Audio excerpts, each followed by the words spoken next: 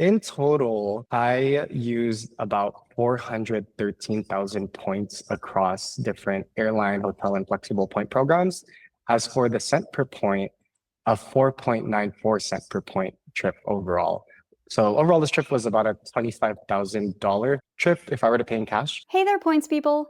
You just heard a clip from RJ of RNB Travel Points. RJ and his partner are points and miles enthusiasts who recently embarked on a 2-month journey across Asia.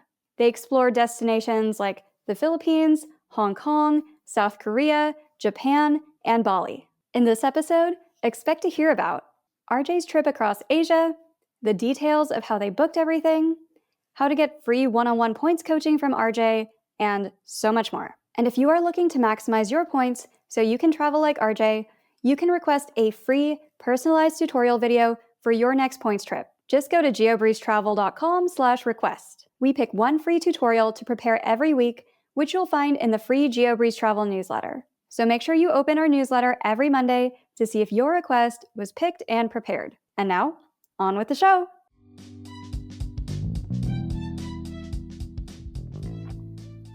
Hey RJ, welcome to the GeoBreeze Travel Podcast. What's up, Julia? Excited to be here today. I'm so excited to talk with you. You're very new to the world of points and miles, but have already booked some amazing trips. And then also, a cool thing about the flights that you've booked, a lot of them don't show up on search aggregators. So we're going to talk about how to navigate that.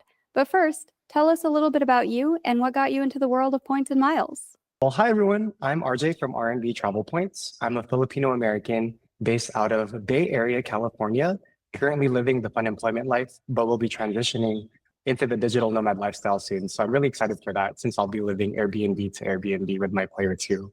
As for how I got into points and miles, so after college, I actually landed a big tech job and started spending a lot of my free time watching YouTube videos on financial literacy, things like personal finance, investing, and saving, since they don't teach that stuff in school. And credit cards were a huge piece of that puzzle for those who treat it like a debit card. So I would apply for about 2 cards a year, set up my auto pay as pay in full every month, and reap the rewards. It's funny though, because I started out as Team Cashback. My initial core setup was focused on earning at least 3 to 5% back in each spending category with no annual fee cards like the Freedom Flex or the Saver. And the annual fee exceptions at the time were the Sapphire Preferred for its travel protection and the Venture X for lounge access. But fast forward 5 years later, I decided to take a personal sabbatical to explore Asia for 2 months. And I felt like it was the perfect time to use that stash of rewards that I built up. And like many people who just hoard points with no goal, I was finally like, how can I maximize this? So while planning, I fell into the deep YouTube rabbit hole of the world of points and miles, not just credit cards, but how to use points and miles, which again is a whole other world.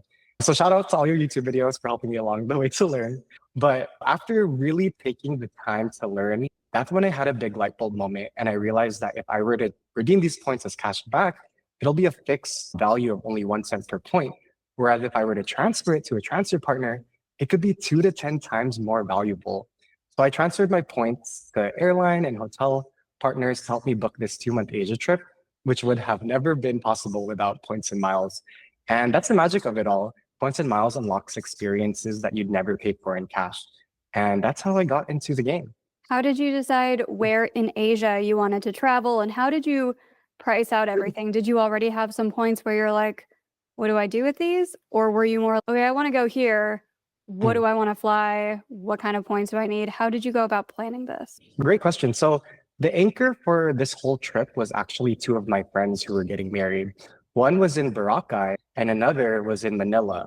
But a little quick overview of what that trip looked like. I started out at San Francisco, went to Boracay, then to Manila, to Siargao, to Bali, to Hong Kong, to South Korea, back to Manila, then to Palawan, then to Taipei. And to answer your question, like what kind of like flights I wanted to fly specifically, I really based it off of that, like a specific country's main airline.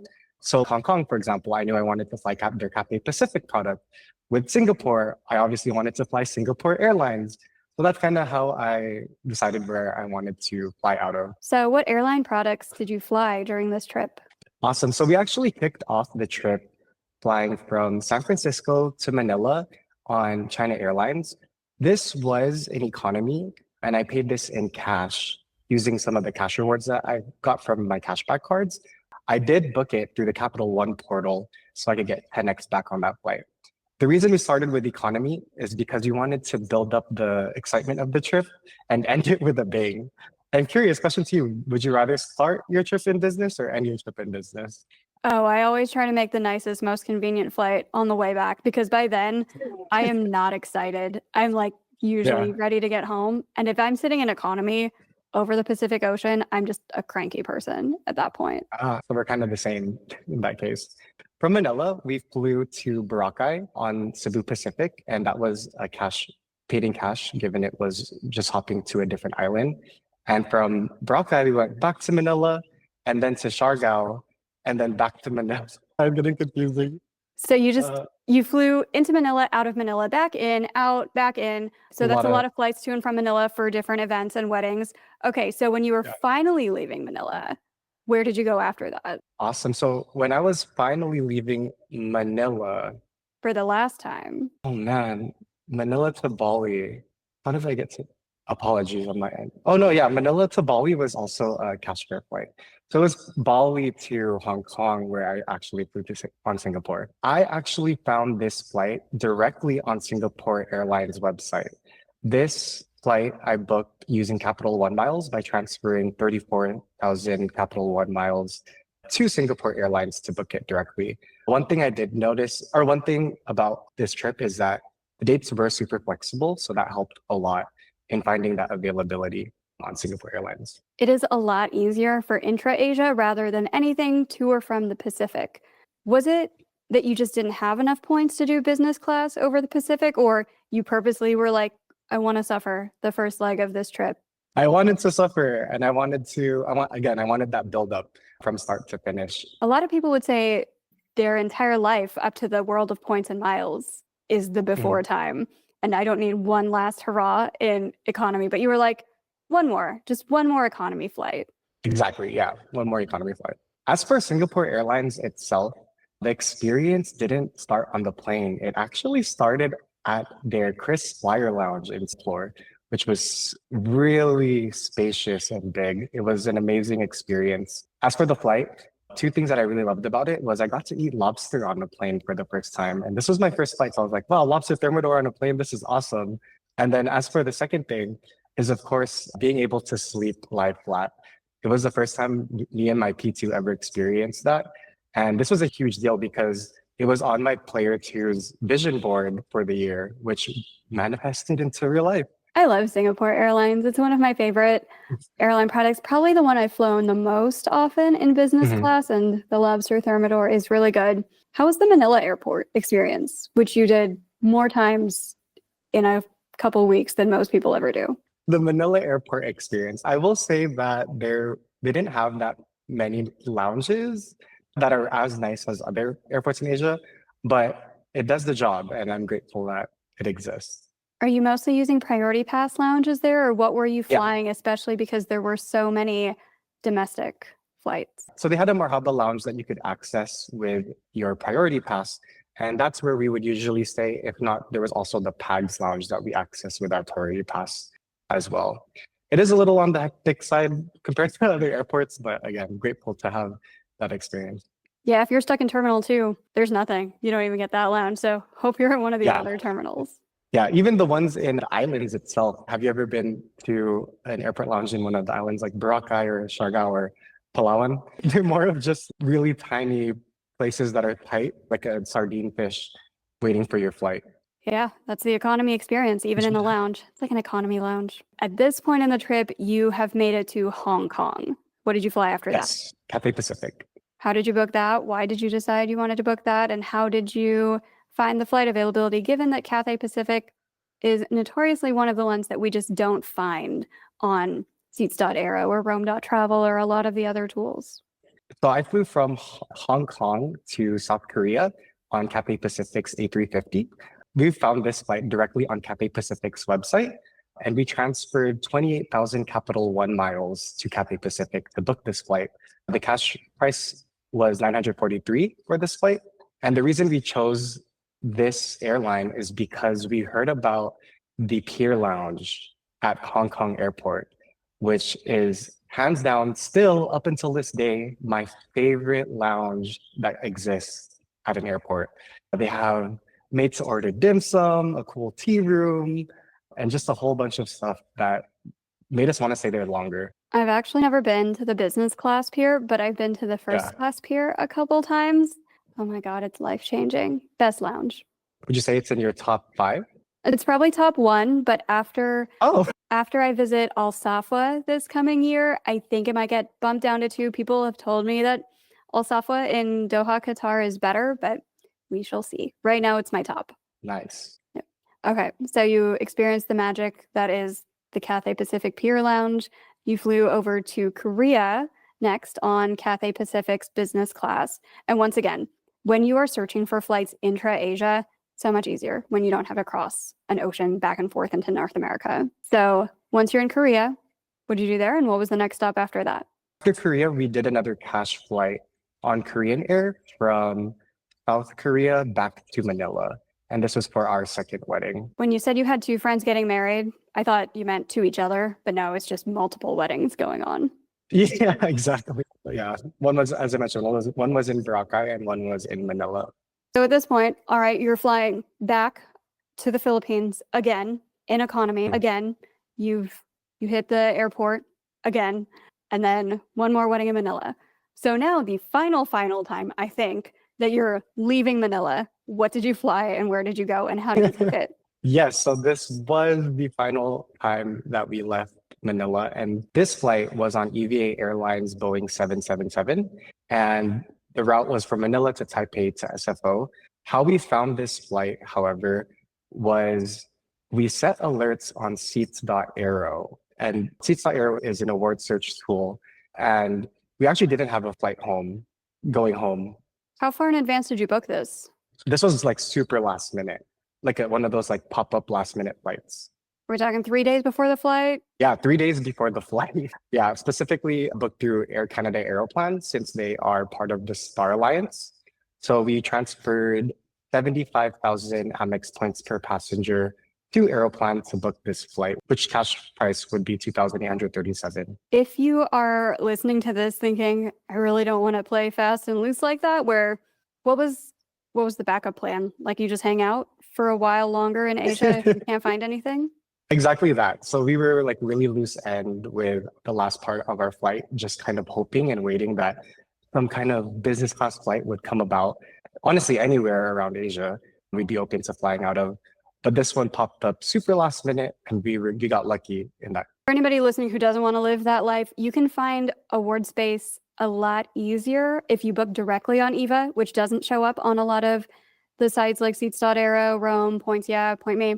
EVA directly does not show up because their website is terrible. So I have some tutorials on how to use it on the YouTube, but most of the time I just advise people to call with EVA because it's also very hard to book for more than one person online, but easy to check. And then if you find some flight deals, usually it's 80,000 points or so to get over the Pacific. And the transfers are usually not in your favor because you'll need to usually transfer about 100,000 points in from Citi or something else into EVA. But even though their website kind of sucks to try to find flight deals, whatever random date you pick, you'll probably find something because they have so much availability because it hasn't been all scraped up from everybody using these points tools. So how to look outside of the points tools, you do find quite a bit more availability. But how did you like EVA Air? I loved EVA Air. Again, this was like our first long haul flight home. And 3 things that I loved about it.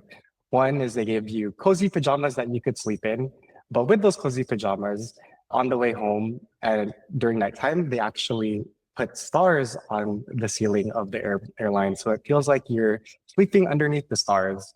But the best part, of course, is waking up to meal service, which was an adventurous bento box with sushi and tempura, my favorites. Amazing. What was the hotel plan during this entire trip? Because you're back and forth a lot. A lot of these islands that you're staying on don't have any points hotels. So are you mostly doing points hotels where you can, Airbnbs? What was the accommodations situation, and also how did you earn or redeem points for it? Oh yeah, no, yeah. So with hotels, we always tried to stay at a hotel if there was points available. I know for a lot of the islands in the Philippines, there's not really a footprint for Hilton or Hyatt or Marriott, for example. So at those places, we would use our either our Chase Sapphire $50 credit or even the Venture X $300 credit as an opportunity. And if not, just pay in cash or even just stay at an Airbnb. As for some of the hotels that we stayed at in Manila, we stayed at a lot of hotels in Manila. I feel like almost all of them. But for starters, we stayed at the Grand Hyatt Manila for 11 nights. That cost us about 12,000 points per night that we transferred over from Chase to Hyatt. This hotel really served as our home base where we would leave our luggage. The staff even knew us and would call us by name. And the location itself is amazing because it's in the heart of BGC. One thing about this trip is that we signed up for the Hyatt corporate promotion to fast track to Globalist. What this is, it allows you to fast track the Globalist by staying for only 20 nights versus 60 nights. How do you know if you qualify for the Hyatt Corporate Challenge? Because a lot of people try to see if they can maybe fast track their globalist status, but they're not sure how to check. How do you check? Yeah, so luckily I did work in big tech at the time, so I was actually able to get approved. I don't know exactly if they have like a list out there that specifies what makes somebody eligible or not, but I know they do run these promotions through either Built or Hyatt itself on a yearly basis. Yeah, I would recommend just Googling Hyatt Corporate Challenge, enter in your work email, and then from there, that's how you're going to be able to find out if you qualify or not. Exactly. What other hotels did you stay at? Yeah, so there were two hotels that we stayed at in Manila that are super close to the airport. One was Hyatt Regency, similar to Grand Hyatt Manila. It was 12,000 points, and we stayed there for 3 nights. And another one was Hilton Manila. That was 40,000 points for one night. What's cool about Hyatt Regency is that it's connected to a casino. So if you're into that, definitely go check it out. But the main reason we decided to stay there is because it was near the airport and it was convenient to us since we had a 4 a.m. flight to Bali. As for Hilton Manila, that's another hotel that is close to the airport. Since we hold the Amex Platinum, we automatically have gold status. And with gold status, we were upgraded to a bigger room and was even given club lounge access. In their club, they had delicious bento boxes that was super delicious. And they even decorated our room with balloons since I mentioned it was our anniversary. Amazing. Were those all the Filipino hotels, or what other places did you stay at? We stayed at two other hotels in Philippines. In Manila, one was the Conrad. That cost 50,000 points per night. And we actually leveraged Hilton's fifth night free promotion where if you were to book 5 nights, you get the fifth night free if paid in points. I will say this hotel is a little more on the quieter side. And it's really, really nice. It's like a museum, but it was quiet. What is cool though is that it's connected to one of the biggest malls in Asia, known as the SM Mall. So yeah, had a lot to explore there. As for the last hotel that we stayed at in Manila, we stayed at the Manila Peninsula and we used our Amex Platinum FHR credit for the stay. Amex's FHR credit is a $200 credit that gives you late checkout, food and beverage credit. For us, it gave us a free massage and free parking too. You got a free massage? Yeah. So if you have Amex FHR credit, definitely consider using it at the Manila Peninsula for a free massage. A side note here is that there is a website called Max FHR that can help you see all the different cash prices for FHR hotels that you can use your credit. I love Max FHR. It somehow doesn't capture all the hotels, but sometimes you'll find that the hotel options are a lot cheaper than you expected. Like with Sydney, Australia, it's easy to find hotels that are $200 a night or so, which if you have that Amex Platinum credit means you just get a free night at a hotel in Sydney, which I thought would be a lot more expensive. Yeah, absolutely. I actually hope to go to Sydney later this year. Nice. Okay, so those were all the Manila hotels, which were 5 different hotels because I lost count, but I think you went back and forth maybe 5 times. How about the island hotels that don't tend to have chains? Oh, yes. So in Boracay, we stayed at Henan Palm Hotel as well as Shangri-La Hotel. The Shangri-La Hotel is honestly so beautiful. That's actually where my friend's wedding was held. A matter of fact, during the wedding at that hotel, there was a rainbow right during the wedding ceremony. Oh my God, that's so special. Yeah, definitely was. As for Palawan, we stayed at Two Seasons Hotel, and we found this hotel, of course, through the Capital One's travel portal. And then lastly, we stayed at Anya Resort for our friend's second wedding. Or sorry, we stayed at Anya Resort for the second wedding that I attended, and this was in Tagaytay, which is south of Manila. And again, we booked this using the Capital One travel portal. Yeah, whenever somebody's staying at a boutique hotel and they're like, oh, should I cash out my points for these? No, those are not redemption options. Those are earning points options. So I love what you did where you book through the Capital One portal. We usually tell people don't redeem through the portal. And I think that confuses people because if you like staying at more boutique hotels or non-chain hotels, those portals like Capital One or Amex or even like Advantage Hotels, if you want to earn more American Airlines miles towards your status with American Airlines, booking through those portals can be really good. Was that all the hotels in the Philippines? Yes, that was all the hotels in the Philippines. All right, what's next? Bali? Yeah, Bali. Yeah, so at Bali, the first hotel we stayed at was ST Hala, a tribute hotel in Ubud. This is by Marriott, and we booked this for 38,000 points with a cash price of 415. The next hotel we stayed at was the Courtyard Seminyak, and this was also a Marriott hotel for 36,000 Marriott points. The cash price on that was $727. What's cool about this hotel is, again, we did have our Amex Platinum, so it gave us gold status. And when we got to the hotel, they actually gave us a suite upgrade, which came to us by surprise. But on top of that, they even invited us to a rooftop event, this manager's only rooftop event, with a whole bunch of free food, cocktails, as well as a beautiful sunset, and was completely unplanned. And the last hotel we stayed at in Bali was Alila Villas Latu. This is a Hyatt hotel, so we booked this for 30,000 points that we transferred from Chase to Hyatt. I think this hotel's cash price goes for about $2,299, but hands down, this was my favorite hotel we've stayed at the entire trip. There was something about the architecture that was really calming, especially because it's right at the cliffside of being right next to the ocean. You even get a private butler and this huge room with its own private pool. So me and my P2 really enjoyed that. A matter of fact, they had some construction going on, and one big thing is to advocate for yourself when stuff like that does happen. So we mentioned that to the front desk, and they actually comped our ocean view dinner, which was great. Yeah. That is incredible. How are you getting enough points for all of these? I think I forgot to ask that at some point because at this point you've used points for Cathay Pacific, you've gotten a ton of different Hyatt and Hilton and Marriott hotels, you booked EVA with Air Canada. How did you get these many points and the different variety of points that are used? Yeah. Because some are with Capital One, some are with Chase, some are with Hilton. Yeah. What's your strategy there? Oh, yeah, great question. So, as I mentioned, I have always been applying for at least 2 cards a year, 5 years prior to this trip. So that helped accumulate a lot of points. As for my general strategy, I like to use my Amex and Capital One points specifically for international flights, given there's a lot of exclusive partners like ANA or Turkish, for example. As for Bilt and Chase, I like to save those points mainly for hotels because they have the exclusive partner of Hyatt, which I'm sure many people in the points and miles community can vouch that it consistently provides great value across the board. So that's my general strategy when it comes to using my flexible points. But ever since this trip, I have been way more strategic about the cards I've been opening. I do consider 524 in my strategy. So I applied for about 4 cards a year now, and that is between 2 business cards and then 2 personal cards a year. And that doubles because obviously I have a P2.